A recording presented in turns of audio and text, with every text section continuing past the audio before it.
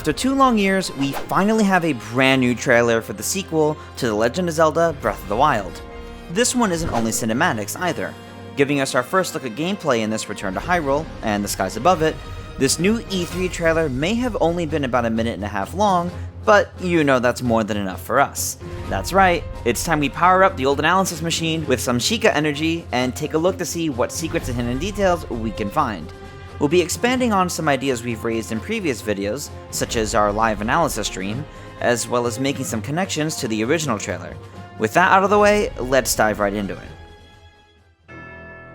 The first part of the reveal trailer is pretty connected to the original trailer, heavily focusing on the revival of Ganondorf, or whoever this corpse is, and the overwhelming amount of malice. While it does cut away to a few additional clips, I believe this is normally one long continuous clip. A sinister, dark red hue veils the darkness of the caves, with malice beginning to pour in from the lower left, starting as subtle sparks before stretching into a mass of tendrils, multiple layers thick. A second wave of malice flies in, overtaking the entire screen in a chaotic mess. This wave looks a bit different from the first, much brighter and more threatening. It reminds me of the pure malice forming Dark Beast Ganon from the final fight in Breath of the Wild. Anyway, this opening scene isn't only about malice overtaking the entire screen. The first clip we see shows Link getting attacked by the malice directly, not unlike the poor rat from the first trailer. The malice climbs up Link's right arm, giving the same shriek as Calamity Ganon and the Blight Ganons. We actually see the Master Sword here in Link's hand. If he planned to fight Ganondorf and the malice, it seems he was quickly overwhelmed. This is likely a very important scene, but we'll come back to that later. Next up, we get a look at Ganondorf, raising his arms up and giving a menacing growl. We can see the cave wall behind him, and the strong red glow of malice, which is likely pouring out from Ganondorf as he raises arms. If we take a closer look at him, we can make out some interesting details. Firstly, his robes, though mostly worn and damaged with age, seem to be held together by this horseshoe-shaped object. It bears a resemblance to the Omega symbol from the Greek alphabet. But would this have any significant meaning to Ganondorf and his costume?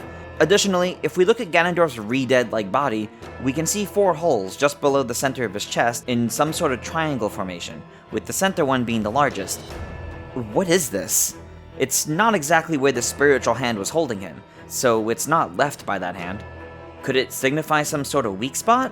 In Twilight Princess, Ganondorf had a glowing scar in his chest from his failed execution by the sages, which served as a weak point.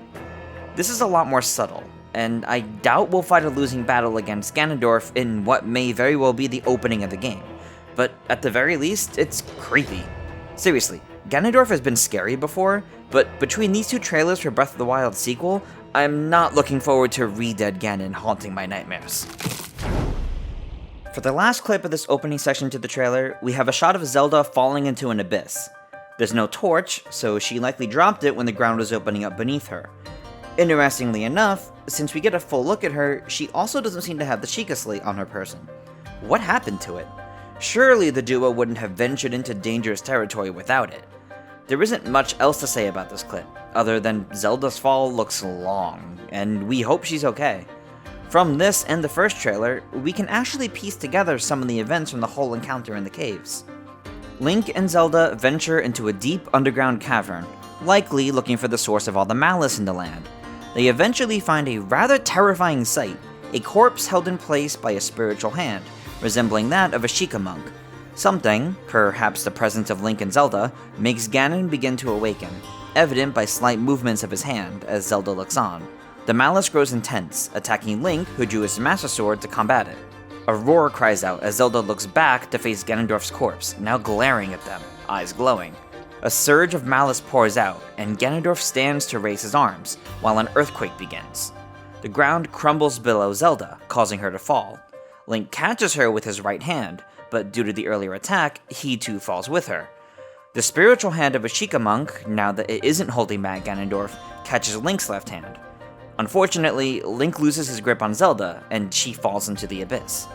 There's absolutely more clips I can fit into this sequence, but it feels like there's some jumps to make it work, such as Link's hand glowing with the green energy, as seen in the previous trailer, and the focus on Link's right arm in this trailer. Speaking of, let's jump to that scene in this trailer. because it's honestly pretty important, and we'll see it come up in plenty of other clips through the rest of this analysis. Link laying down on some sort of stone ground, some symbols carved into the ground beneath him, seemingly in a circle. The focus here is on Link's right arm, wrapped in some sort of Sheikah tech. It seems to be acting as some sort of brace, so I'll be referring to it through the rest of this video as the Sheikah brace.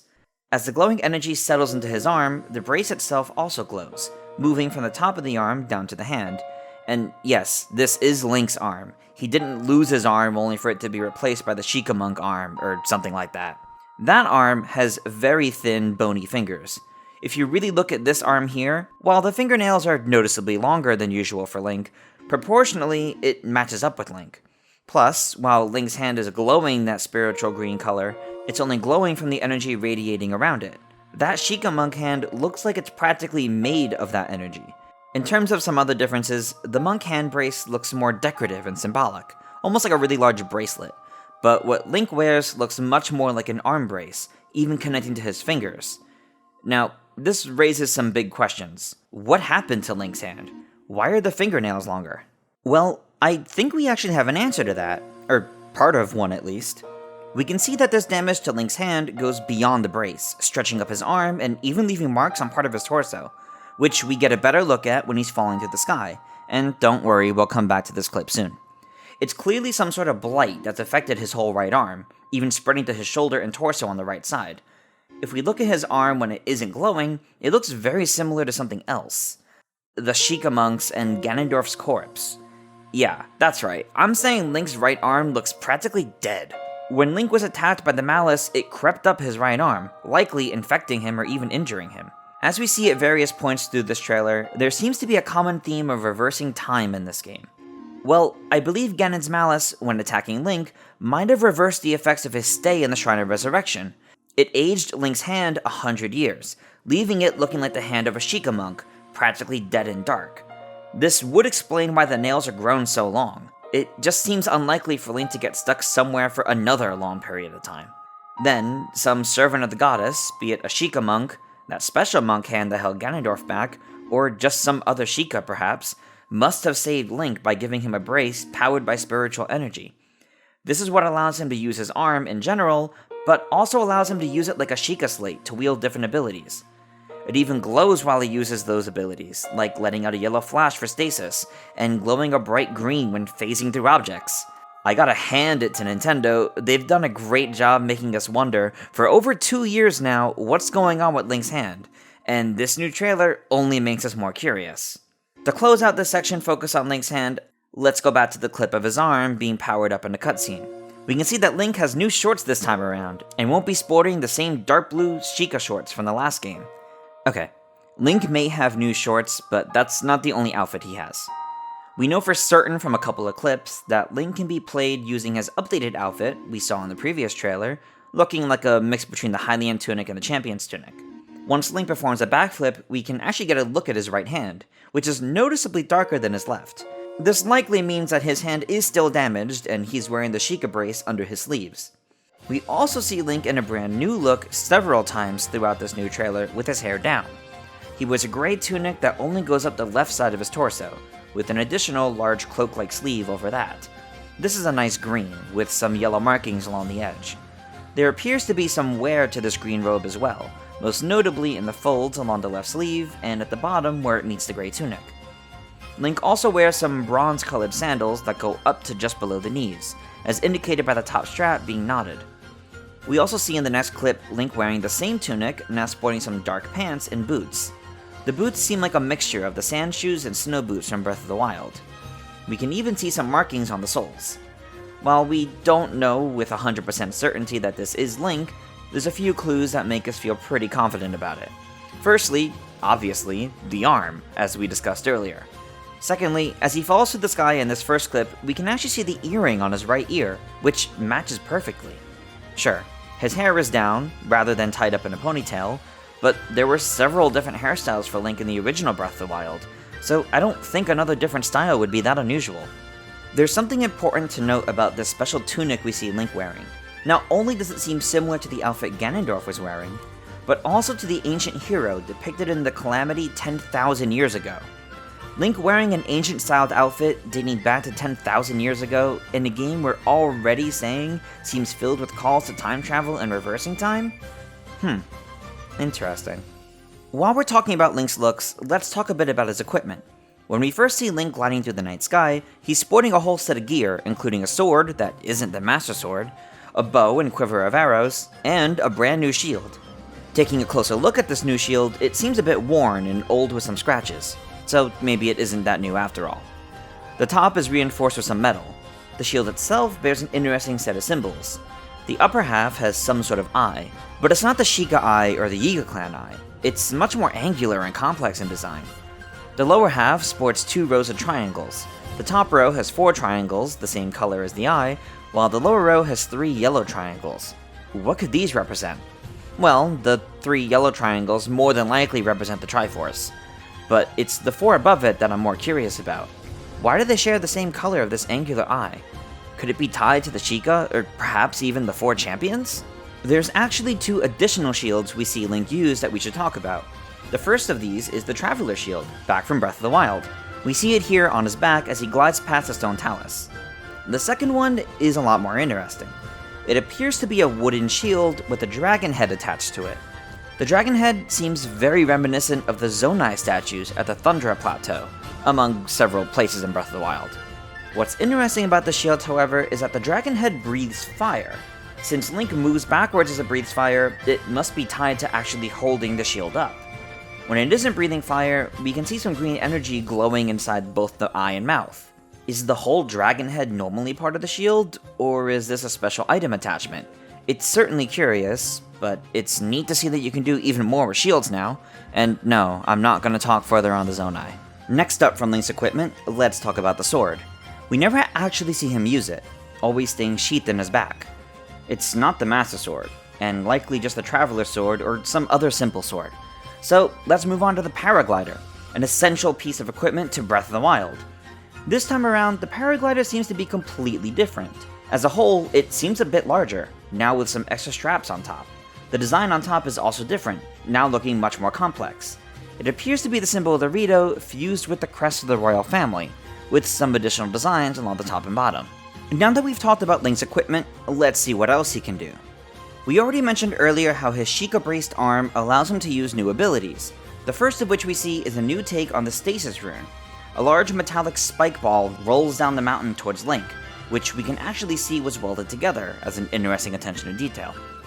Link throws out his right arm to activate Stasis, and we can clearly see he isn't holding a Sheikah slate. It's not the same Stasis Rune this time around either. No visual effects or chains or locks appear this time, only a burst of yellow energy. As soon as he freezes the spike ball in time, after images of its path up to that point appear behind it. Essentially, it traces the path it took, to show where it will go once Stasis is released. The world around the spike ball is cast into a grayscale appearance, before the Stasis is released, sending the spike ball back up the mountain, rolling through several enemies in the process. We don't get to see if Stasis can still store momentum in the affected object, but it's fascinating to see the new functionality. It's clearly more rooted in the idea of reversing time. Hint hint. Link's next ability is completely new, and not just a variation of a Sheikah rune. Link rises up through these green energy waves and passes through the ground like a ghost. He doesn't really move beyond striking a pose. It's not like he's swimming up a waterfall. Link rises up, right hand glowing, and passes through the ground. Well, his top half does at least. His lower half gets stuck momentarily, resulting in a bit of kicking, before fully pulling himself through. As the camera pans up, we see Link emerging to the ground in a puddle of green energy. He first pulls his upper half out, almost like treading water. He pauses momentarily before launching up into the air, as the puddle of energy dissipates below him. Interestingly, he doesn't have a shield here. It's possible this is all just a flashy animation, but what if Link only half emerges normally, and then the player must press a button to jump out? Perhaps Link can change directions before jumping out, or even immediately pull out his paraglider once in the air. Regardless, this is an interesting ability that truly enhances the mechanics of Breath of the Wild, such as climbing.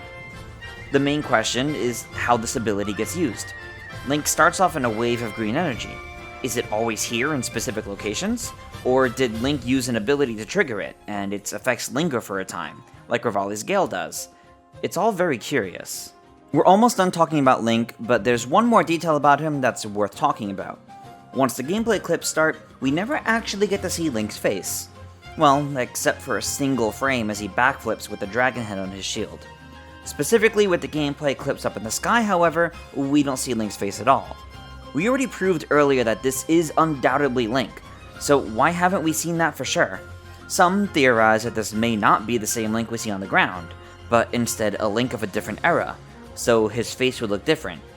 If that's the case, then why does his right arm bear the same injury? Clearly, we're missing something here, but to go further into it would be mere speculation. Now that we've talked at length about Link and his abilities, let's start to take a look at the broader world of Hyrule, starting with its inhabitants. First off, monsters. The monsters that roam Hyrule's surface seem to have evolved a bit. As Link glides past this enemy camp, we can see 3 red bokoblins on top, now with 1 large horn instead of 2 small ones. Plus, a stone talus. The enemy camp being built on top of the stone talus is actually pretty great. Not only does it make the talus weak spot harder to hit, but it also mobilizes the entire base. During the stasis clip, we can also see some blue bokoblins and a red moblin, now with some sort of headgear on. This means we'll definitely be seeing at least some of the enemy variations from the original Breath of the Wild, with their strength or element generally indicated by their color palette, and they'll generally keep their same designs. Not every enemy comes from Breath of the Wild, because we actually get a couple of looks at some new creatures. First up is this odd one stuck to the ceiling, which Link proceeds to burn. And yes, it's clearly sticking to the ceiling. We can distinctly make out its body from the caved-in ceiling it's attached to. It opens its mouth to reveal various teeth and some sort of spotted orb in the center, which is very likely a weak spot. Could this be a Breath of the Wild era like? It has that general appearance. Plus, with a mouth that big, it clearly presents a hazard that it could eat Link. As Link burns this like, it stretches out, attempting to strike Link.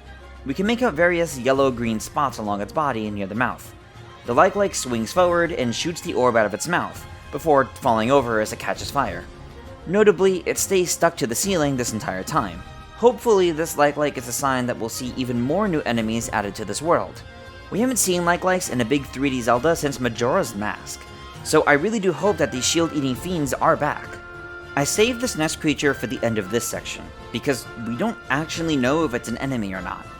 This serpent-like creature seems to be made out of stone, and is powered by the green spiritual energy we can see inside of it for these first few frames. The inside appears to be hollow, and as a whole it seems rather tall. If we assume this top centerpiece to be the head of this serpent-like creature, let's start with its head. There's 2 swirls along the left and right sides which look like eyes, and there's a white underside to the head. There's also this orange spot up in the forehead. In fact, the whole design on the head looks a bit like a large eye. If this is the head, then let's call these ears on both sides. These egg-like bulbs on top of the ears are just like the ones we can find around on pedestals on these sky islands, most notably in the last scene where Link pulls himself out of the ground. Those give off light, so perhaps they will for this creature as well.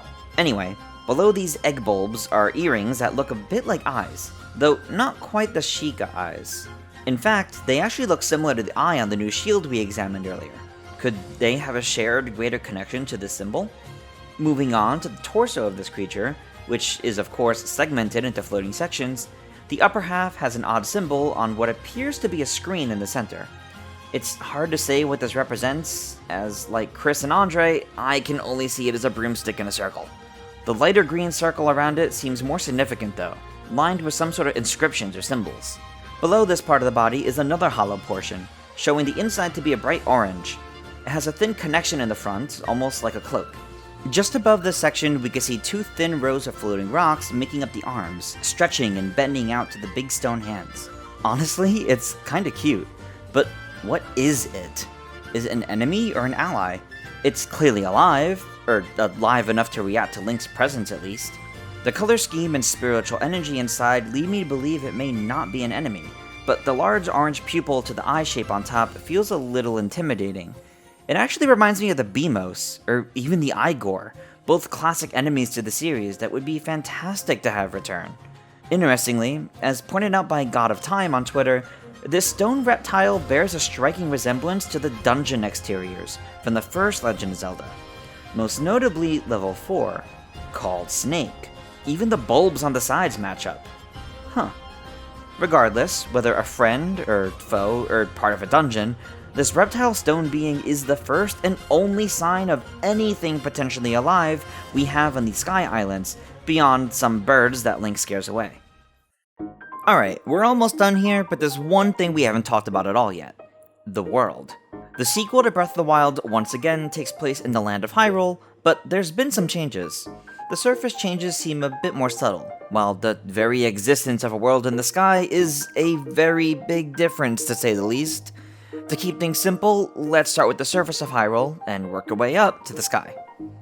Our first look at the surface of Hyrule is when Link glides past this stone talus. Firstly, this tells us one important thing that many are overlooking. There is indeed gameplay on the surface of Hyrule. It's not all up in the sky or underground in caves as many speculate. On the far left, we can see the ruins of Hyrule Castle Town, so it's safe to say that not much time has passed since the end of the first game, and the process to rebuild the kingdom is not progressing very quickly. That, or this poor town was destroyed once again when the entire castle was lifted up into the sky. I'm leaning more towards the former, though. We can see some new stone structures pointing out of the ground near the ruins of Lon Long Ranch. These definitely weren't here in Breath of the Wild, so why are they here now? This is a bit too far from the castle to say it's debris from it being lifted up. Perhaps the earthquakes unearthed these structures? But the ground around them doesn't seem very disturbed. What if they fell from a sky island? Well, then the question is, where are they? We don't see anything other than clear skies up above. We know from the shot of Link overlooking the sky islands and surface that they aren't that high up in the sky, since details on the ground can be made out. So where are they? What if we can't see them because they exist in a different time period? Like, in the past? We'll come back to this idea in a bit. Bringing our gaze down a bit from the sky, we can see Death Mountain in the background here, though it does seem a tad smaller. Most notably, it seems inactive. There's no sign of lava or any heat coming from this volcano anymore. Could we perhaps explore new areas of Death Mountain if the lava has receded and cooled? Also, where's Vah Rudania? Likewise, as the camera pans to the right, where's Vah Ruda? Neither divine beast can be seen, and as we pointed out in the comparison footage earlier, they should be visible. The end credit scene of Breath of the Wild has Zelda mention that Vah Ruta has stopped working, so she and Link were going to investigate. Did they perhaps move all of the divine beasts then? Anyway, behind this stone talus enemy camp, we can see another enemy camp on the hillside. If this means that Hyrule will be populated with more enemy forts and camps, I'm interested. Next up, we're back with the stasis clip. As mentioned in our comparison video, this seems to be somewhere in the Eldin mountain range. This is supported by the metallic enemy camp up ahead, which are mostly really found in this mountainous region, since the wood would be prone to catching fire. While we can't get a better read on where exactly this is, it does give me hope that maybe we really can better explore Death Mountain and the surrounding locations with less lava. Let's move on to some clips we haven't really examined at all in this analysis yet. The menacing view of Hyrule Castle collapsing as it's forced into the dark and stormy air by strong surges of malice. Interestingly, we can see through the thick tendrils of malice there are large stone spikes from where the castle was separated from the earth beneath it. One in particular at the center is so large that it may actually still be connected, though it also may be held up by the malice directly. Changing views to the beautiful shot of Hyrule Castle against the sun, we can get a better look at the stone spire at the center of the castle, possibly still connected to the ground. Malice pouring out from under the castle leads me to believe we won't be able to get too close to go under there ourselves during gameplay. We can also see the ruins of Hyrule Castle Town, essentially confirming what we said earlier about it still being in ruins from the Calamity. To be honest, this look at Hyrule Castle against the sun is my favorite shot of the whole trailer. It's just a breathtaking view. Alright, we've talked all about the surface of Hyrule, so it's time we soar into the sky and take a look at these sky islands. Starting off with our very first look at Link falling to the sky, where did he even jump from? He's way higher than the rest of these islands, and there's some significant distance between them. The floating island directly ahead of Link seems to have a large pool of water, likely the size of a small lake. There's also plenty of trees along the border of the island, and even a path in the north. As the view gets closer to Link, we can see more of the islands nearby. The one directly ahead has a path connecting these two, but it's actually broken. Maybe these islands are all properly connected before, and then were split apart and separated. Even more islands can be seen below these, mostly shrouded in clouds. If we look ahead of Link, up in the clouds, we can see the hint of a tower. It appears to be the same tower we see in the next clip at night, or another like it at least. This really puts into perspective just how tall and far away it really is. Speaking of that next clip, as Link lies at night, we can see him heading towards some more islands straight ahead, and that large tower is further ahead on the right. The shape sort of fans out near the top, almost like the flat side of a triangle. The roof on top looks like a different material from the rest of the building, neither of which looks particularly Sheikah in architecture. The rest of the tower structure seems to have some sort of indentations along it, almost looking like a large rectangular screw. With a structure this large in the sky, surely it must be a dungeon or a temple? Could it be connected to the dungeon-like entrance we saw in the first trailer? The walls of that structure look kinda familiar. Comparing these further, the entrance we see is designed like a dragon, with the head up top and hands on both sides. Once again, pretty similar to the monster-like dungeons seen in the original Legend of Zelda. The two pedestal-like structures in front of the hands look almost like pure stone versions of these egg-like orbs we see at various points here on the Sky Islands. Maybe there really is a connection between these two places. Whatever this tower in the sky is, it's huge. The very next clip shows Link running on one of these floating islands, with the sun lower in the sky, making for a pretty view.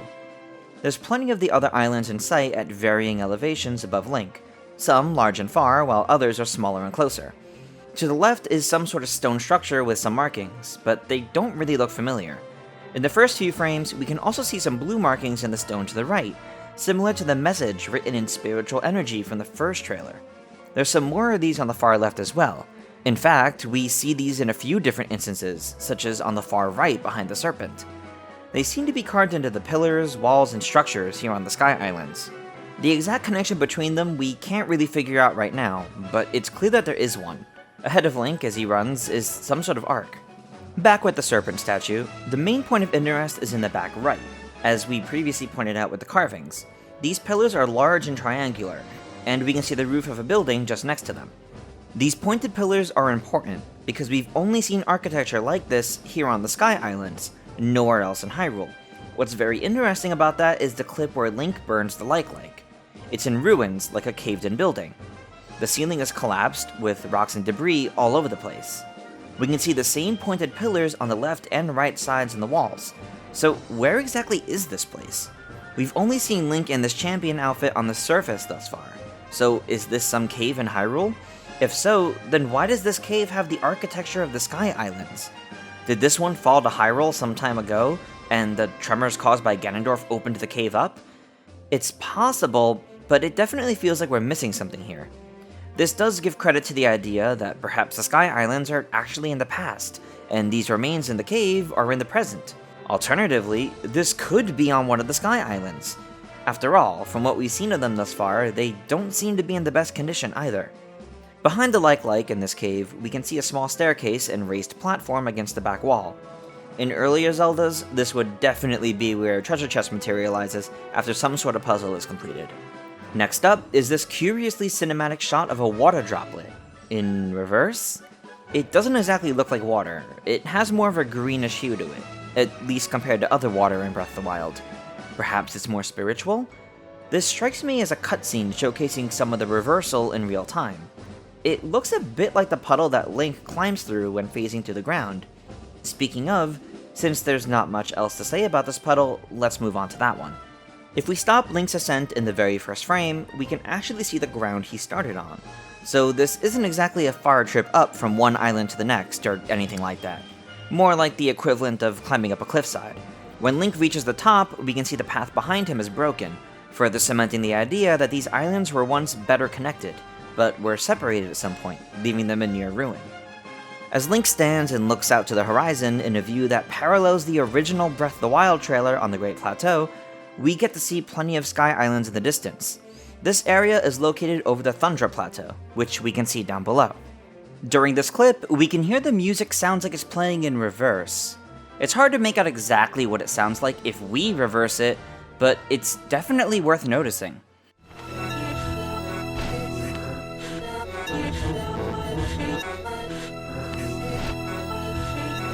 The first trailer also dealt with reversed sounds, and that definitely seems important to the theme of the game.